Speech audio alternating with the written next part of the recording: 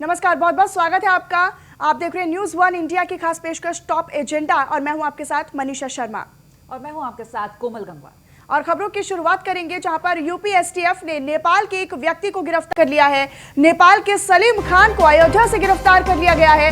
अयोध्या के रौनारी से UP STF ने सलीम को गिरफ्तार किया है और फेसबुक के जरिए पाकिस्तान सऊदी अरब में बात कर रहा था, तो देश विरोधी गतिविधियों में शामिल होने की आशंका जताई जा रही है। पाकिस्तान और बांग्लादेश की यात्रा भी कर चुका है आरोपी सलीम, जिसको गिरफ्तार किया गया है और आरोपी के पास से 3 फर्जी आईडी भी बरामद की जा चुकी हैं। तो एसके वाजपेयी संवाददाता हमारे साथ ज्यादा जानकारी के साथ जुड़ गए हैं। एसके, क्या कुछ जानकारी मिल पा रही है? गिरफ्तार किया गया है आरोपी को है जो कि नेपाल का रहने वाला है। ये अयोध्या में रह रहा था, इसके पास से फर्जी आईडी बरामद हुई है। यूपी एसटीएफ ने इसकी संदिग्ध गतिविधियों पर इसको गिरफ्तार किया है। पिछले लंबे समय से यूपी एसटीएफ इसकी सभी गतिविधियों पर नजर रही थी।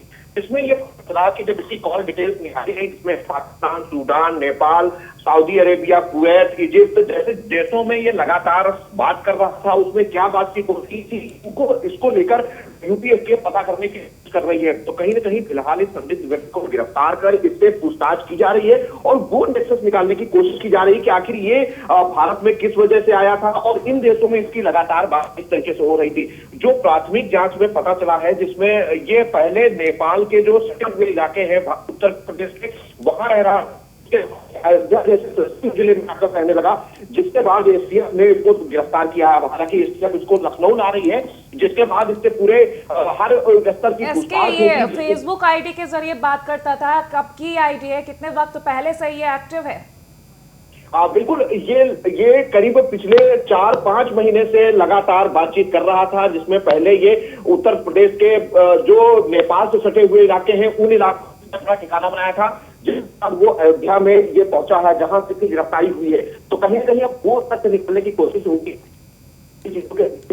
क्या वजह जो इन चीजों में लगातार किस चीजों को लेकर इसकी बात हो रही थी।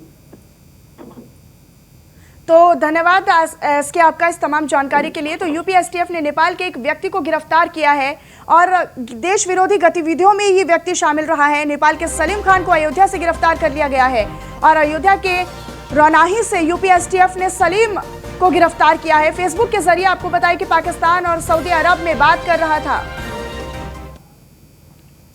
और वहीं अब अगली खबर कानपुर देहात से, जहां पर महिला सिपाही के पति की दबंगई का मामला सामने आया है। यहां पर मकान मालिक समेत 2 बच्चों को पेट्रोल डालकर जिंदा जला दिया गया है और तीनों घायलों को जिला अस्पताल में भर्ती भी करा दिया गया है। एक मासूम बच्ची ने अस्पताल में ही दम तोड़ दिया।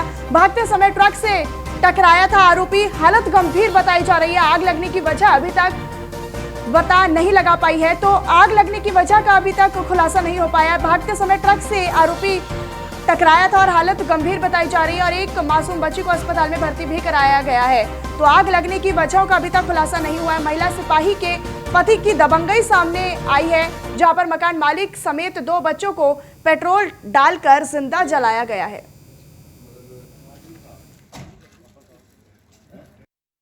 घटना तो बहू हमारी खाना बना रही थी और वहीं पर दोनों बच्चे थे। इस सामने वाले कमरे वो रहता है किराएदार, वही जिसने आग लगाई।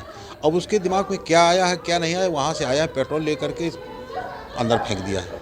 क्योंकि चूल्हा जल रहा था तो उसने आग पकड़ लिया तुरंत। बच्चों के ऊपर गिरा, वो बहू के ऊपर गिरा है, तुरंत आग लग गई उनकी।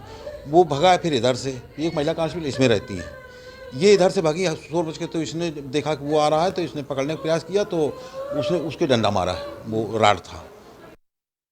नागपुर क्षेत्र के नेहरू नगर मोहल्ले में एक किराएदार ने अपने मकान मालिक की पत्नी और उसके 2 बच्चे, जिसमें एक की उम्र 5.5 वर्ष है और दूसरे बच्चे की उम्र 15 माह का है, और इन तीनों पर उसने आज रात के लगभग 9 बजे पेट्रोल डालकर तीनों पे आग लगा दिया। उस समय जो मकान मालिक की पत्नी थी वो खाना बना रही थी, जिस समय ये घटना कारित की गई है।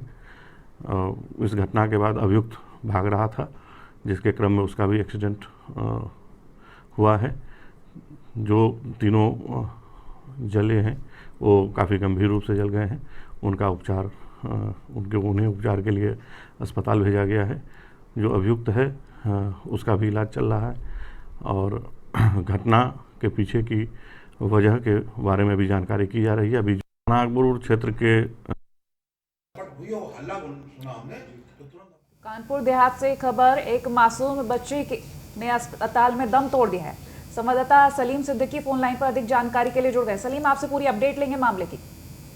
देखिए, कानपुर देहात के अकबरपुर कोतवाली के वार्ड नंबर 4 नेहरू नगर का मामला है, जहां पर अर्चना जो पार्षद की पत्नी है, उनके पति पार्षद है, किराए पे दिए हुए थे। जो महिला कांस्टेबल है उषा, कल देर रात जो है उषा के पति ने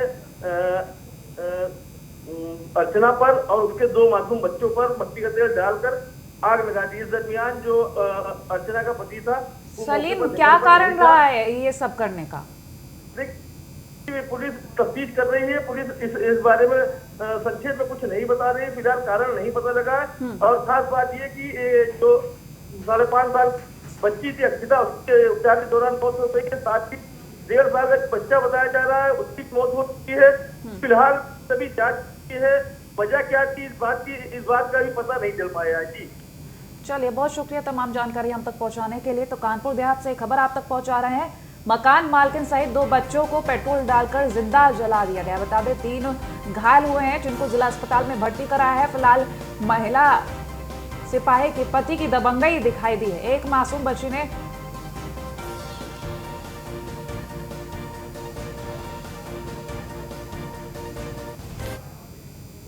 मुजफ्फरनगर से खबर, जहां यूपी पुलिस का ऑपरेशन क्लीन जारी है। लगातार जिस तरीके से भ्रष्टाचार को कम करने की कोशिश की जा रही है, अपराध को रोकने की कोशिश की जा रही है, उसी कड़ी में मुजफ्फरनगर से ये खबर आप तक पहुंचा रहे हैं। पुलिस और बदमाशों के बीच मुठभेड़ हुई और इस मुठभेड़ में शातिर बदमाश अयूब गोली लगने से घायल हुआ है। फिलहाल ऑपरेशन क्लीन के तहत ये कार्रवाई की गई। दूसरा बदमाश इस दौरान भागने में कामयाब रहा है। घायल बदमाश को फिलहाल अस्पताल ले जाया गया है। उसके खिलाफ संगीन मुकदमे भी दर्ज हैं। तो बदमाश के पास से पुलिस ने चोरी की मोटरसाइकिल, एक देसी तमंचा भी बरामद किया है। तस्वीर आपको दिखा रहे हैं। इस वक्त यूपी पुलिस का ऑपरेशन क्लीन लगातार जारी है, तो उसी के तहत ये लगातार कार्रवाई की जा रही है। मुजफ्फरनगर से तस्वीरें आप तक पहुंचा रहे हैं। मुठभेड़ में शातिर बदमाश अयूब गोली लगने से घायल हुआ है। तस्वीर दिखा रहे हैं आपको उसी शातिर बदमाश की। फिलहाल एक बदमाश भागने में कामयाब भी रहा है। पुलिस तलाश लगातार कर रही है, लेकिन तस्वीरें जो सामने आई है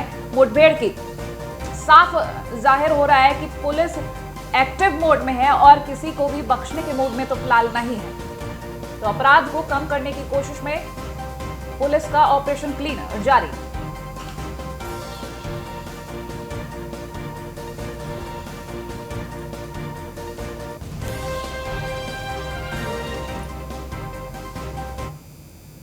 और खबर कौशाम्बी से, जहां पुलिस और गौवंश तस्करों के बीच मुठभेड़ हुई है। जहां ये तस्वीरें सामने आई है कौशाम्बी से, पुलिस और गौवंश तस्करों के बीच मुठभेड़ की तस्वीरें। तो मुठभेड़ में एक तस्कर के पैर में भी गोली लग गई है।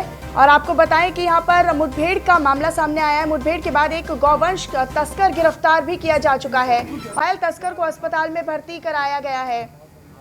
तो पुलिस ने बैलों से भरे एक ट्रक को जब्त भी कर लिया है। पुलिस ने गौवंश से भरे एक ट्रक को जब्त कर लिया है। गोखरा थाना क्षेत्र के अंतर्गत ये मामला सामने आया है, जहां पर पुलिस और गौवंश तस्करों के बीच में मुठभेड़ हुई और मुठभेड़ में एक तस्कर के पैर में गोली लग गई। तो पुलिस ने बैलों से भरा एक ट्रक जब्त कर लिया है। मुठभेड़ के बाद एक गौवंश तस्कर गिरफ्तार भी किया जा चुका है। तो घायल तस्कर को अस्पताल में भर्ती भी कराया गया है। तो मुठभेड़ में एक तस्कर के पैर में गोली लग गई।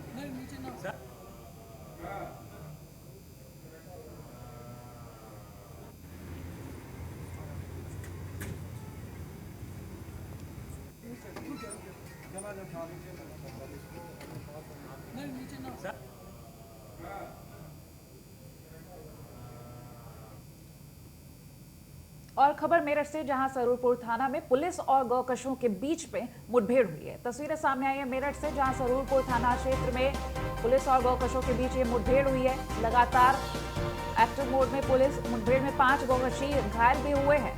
तो घायलों को फिलहाल अस्पताल में भर्ती करा दिया गया है और आगे की कार्रवाई भी की जा रही। सरूरपुर थाना क्षेत्र में पुलिस और गोकशों के बीच ये मुठभेड़ पिछले दिनों भी इस तरह की कुछ तस्वीरें सामने आई थी। आरोपी उसी जगह दोबारा करने वाले थे ये गोकशी। सूचना मिलने पर पुलिस ने गोकशों को दबोचा है। मेरठ के सरूपुर थाना में पुलिस और गोकशों के बीच ये मुठभेड़ हुई है। 5 गोकशी घायल हुए।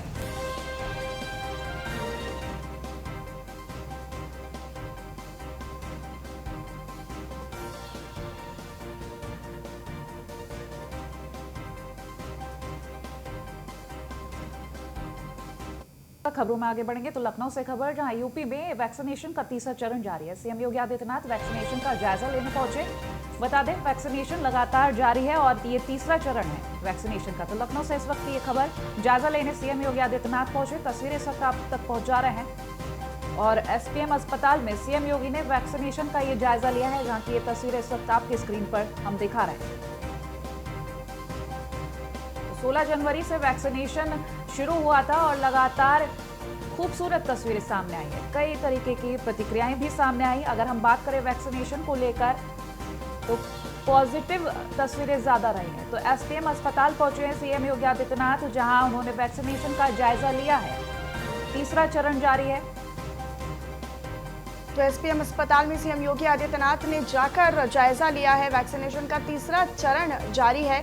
तो एसपीएम अस्पताल पहुंचे सीएम योगी आदित्यनाथ, जहां पर उन्होंने वैक्सीनेशन का जायजा लिया, निरीक्षण किया। तो एसपीएम अस्पताल सीएम योगी आदित्यनाथ पहुंचे, जहां पर उन्होंने वैक्सीनेशन का जायजा लिया और तमाम जो तैयारियां हैं, जो भी प्रतिक्रियाएं हैं, वो काफ़ी ज़्यादा पॉजिटिव वे में जाती हुई नज़र आ रही हैं शुरू से ही वैक्सीनेशन को लेकर। तो एसपीएम अस्पताल में सीएम योगी आदित्यनाथ वैक्सीनेशन का जायजा लेने के लिए पहुंचे हैं और आपको बता दें कि वैक्सीनेशन का तीसरा चरण आज अब जारी है। तो वैक्सीनेशन का जायजा लेने के लिए सीएम योगी आदित्यनाथ एसपीएम अस्पताल पहुंचे हैं। वहां पर वो जायजा ले रहे हैं तमाम तैयारियों का और वैक्सीनेशन किस तरीके से किया जा रहा है, उसको लेकर क्या कुछ तैयारियां हैं, तीसरे चरण को लेकर क्या कुछ तैयारियां की जा रही हैं, इसको लेकर वो एसपीएम अस्पताल पहुंचे हैं सीएम योगी आदित्यनाथ और वहां पर वैक्सीनेशन का वो जायजा ले रहे हैं। तो वैक्सीनेशन का ये तीसरा चरण जो जारी है, सीएम योगी आदित्यनाथ पहुंचे एसपीएम अस्पताल। तस्वीरें इस वक्त आप तक पहुंचा रहे हैं और इससे पहले आपको बता दें 16 जनवरी से जब वैक्सीनेशन शुरू हुआ तो देश में एक खुशी की लहर दौड़ उठी, क्योंकि कोरोना काल से जूझ रही जनता इसी चीज का इंतजार कर रही थी और जब वैक्सीन जनता तक पहुंची तो एक अलग ही खुशी दिखी, क्योंकि वैक्सीनेशन भले ही चरणों में हो रहा लेकिन वैक्सीन आने की खुशी जनता में एक अलग ही माहौल दिखा रही थी। और आज से ये तीसरा चरण की तस्वीर आप तक पहुंचा रहे हैं। वैक्सीनेशन का जायजा लेते हुए सीएम योगी आदित्यनाथ तमाम तरीके की जो तैयारियां हैं पहले से ही करके रखी हुई हैं और सीएम योगी आदित्यनाथ ने सभी से कहा कि वैक्सीनेशन से डरने की जरूरत नहीं है। अपील की गई है क्योंकि अक्सर लोगों में वैक्सीन का खौफ देखा गया, क्योंकि कुछ भ्रामक तस्वीरें भी उन तक पहुंचाई गई वैक्सीन को लेकर, लेकिन उन्हें जागरूक करने के लिए न सिर्फ सीएम योगी बल्कि हर जिम्मेदार व्यक्ति ने लोगों को जागरूक करने का काम किया कि वो वैक्सीनेशन से डरे नहीं, वैक्सीन के लिए आगे बढ़े, तो टीका लगवाएं ताकि कोरोना को हम जल्द से जल्द खत्म कर सके। लेकिन साथ ही उन्होंने हिदायत भी दी कि वैक्सीन लग रहा है लेकिन इसका मतलब ये नहीं कि कोरोना खत्म हो गया है। कोरोना से अभी भी हम जंग लड़ रहे हैं, तो कोरोना से जंग लड़ते रहें और एहतियात बरतते रहें। वैक्सीनेशन से डरने की जरूरत नहीं। ब्यूरो चीफ आदित्य द्विवेदी हमारे साथ फोन लाइन पर जुड़ गए हैं अधिक जानकारी के लिए। आदित्य, जो जायजा लेने पहुंचे सीएम योगी, क्या कुछ सामने आ रहा? देखिए, जैसा आपने बताया हमारे दर्शकों को कि लगातार सोशल मीडिया पर अफवाहें फैलाई जा रही हैं, तो इसको दूर करने की कोशिश में न सिर्फ योगी आदित्यनाथ बल्कि प्रधानमंत्री की अगर हम बात करें तो उन्होंने भी वैक्सीनेशन लगवाते हुए एक फोटो जारी की हुई है और ये संदेश देने की कोशिश की है पूरे देश को कि वैक्सीनेशन से किसी भी तरह का कोई साइड इफेक्ट ऐसा नहीं है जिससे कोई डरने की जरूरत है। और ये भी बताया जा रहा है कि अगर पोलियो की भी ड्रॉप दी जाती है तो भी साइड इफेक्ट नहीं आ रहा है, या बच्चे जब पैदा होते हैं तब भी उनको अगर वैक्सीनेशन दिया तो हल्का सा फीवर आता है तो वो कोई भय का कारण नहीं है। इसका ये पॉजिटिव संकेत होते हैं। यदि आपको हल्की सी सुस्ती आ रही है या हल्का सा फीवर आ रहा है तो इसका मतलब ये है कि वैक्सीनेशन अपना 100% कार्य कर रही है। इसी क्रम में आज मुख्यमंत्री योगी आदित्यनाथ ने खुद मोर्चा संभाला, जी। खुद अस्पताल का निरीक्षण करने पहुंच गए और वहां पर जो लोग आए हुए थे वैक्सीनेशन लेने के लिए, उनको उन्होंने एक संदेश देने की कोशिश की और ये बताया कि इससे कोई किसी तरह का कोई साइड इफेक्ट ऐसा नहीं है कि वो आपके शरीर पर कोई दुष्प्रभाव करेगा। और एक जागरूकता की दिशा में जो मोर्चा लिया है खुद योगी आदित्यनाथ ने, वो एक पहल इस बात की है कि इसी तरह से जो उनके जनप्रतिनिधि हैं वो अपने अपने जिलों में जाकर के ये मोर्चा संभालें, लोगों को समझाने की कोशिश करें और एक सही संदेश दें, ताकि वैक्सीनेशन को लेकर के पूरे प्रदेश में एक माहौल और एक वातावरण, पॉजिटिव वातावरण तैयार हो सके। ठीक, आदित्य, ये तो बात हुई सीएम योगी आदित्यनाथ जब जायजा ले रहे हैं उसके बारे में आपने जानकारी दी, लेकिन जो तीसरा चरण है वैक्सीनेशन जारी है उसके बारे में बताएं। देखिए, तीसरा चरण शुरू हो चुका है उत्तर प्रदेश में और इसमें मुख्यमंत्री ने सभी जिलेवार रिपोर्ट मंगाई हुई है। जो जिले बिगड़ेंगे उनके अधिकारियों को जिम्मेदारी लेनी होगी। संकेत साफ है कि वैक्सीनेशन का जो तीसरा चरण शुरू हुआ है इसमें किसी भी तरह से कोई कोताही ना होने पाए। जो टारगेट रखा गया है प्रदेश सरकार का वो पूरा होने चाहिए, शत पूरा होना चाहिए। इसको लेकर के पिछले दिनों ही कमिश्नरी स्तर पर खुद योगी आदित्यनाथ ने एक बैठक की हुई थी और स्पष्ट निर्देश दिए थे। जी ठीक है, चलिए, बहुत शुक्रिया तमाम जानकारी हम तक पहुंचाने के लिए।